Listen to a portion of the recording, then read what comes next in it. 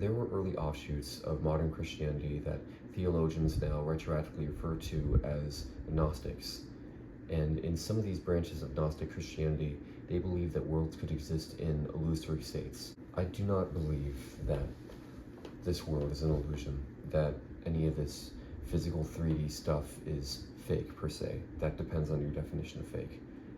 But I do believe a majority of the people living today are living in an illusory state, in a daydream that they need to wake up from, or else they will have wasted their life. And this daydream has been put upon them forcefully, chemically, by late-stage capitalism. People don't have their own humor anymore. People don't have their own opinions, they don't have their own interests, they don't have their own values. They hardly even have their own stories. And this is because a majority of the people, let's say 80% of the people living in the US, aren't living their own lives. They are living the lives that were given to them by corporations.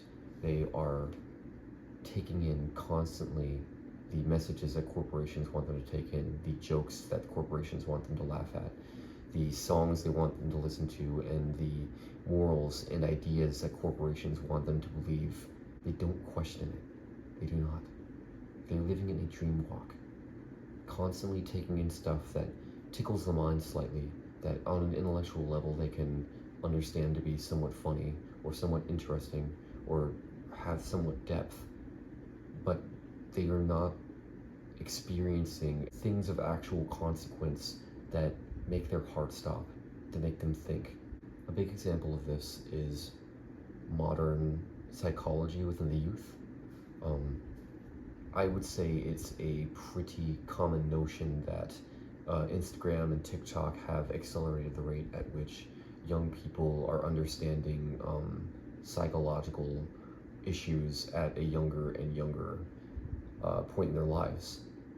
And while it's true that most people have a broader vocabulary to understand such topics, they are not actually benefiting from this as much as they think they are. Just simply knowing terms like trauma or masking won't actually make you improve as a person. I know so many people that think they know themselves so well, who don't at all understand how they come across in social situations, who don't at all realize at what points they are the problem. But this mass recycling and repetition and grayification of psychological vernacular makes them subconsciously believe they don't have to put in any more effort into understanding themselves than they already have. And to that end, they are arguably more lost than they were before. Introspection is not being done because the brain is too busy taking in information from the phone to actually look inward and think, what is me? What makes me tick? What fuels me? What do I actually care about? What about inside jokes with your friends? Inside jokes are stuff that only you and a certain amount of other people get because they can't be replicated. The moment that the inside joke happened was so in the moment, so visceral from whatever person started it, that it cannot be replicated unless by, maybe a truly phenomenal actor. And what memes do is that they create these inside jokes for us, these moments of, pure visceral expression, so that everybody has an inside joke that we can repeat over and over again. But every time a joke like this is repeated, it's diluted. It's not a belly laugh anymore, it's simply an intellectual response and then a laugh on top of that. It's not a visceral feeling anymore.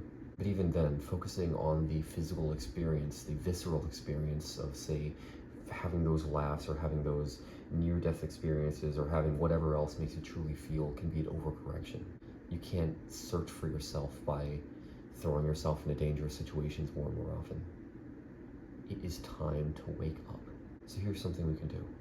We can acknowledge that most art nowadays seemingly doesn't exist if it's not shared on social media. But it means so much more to you.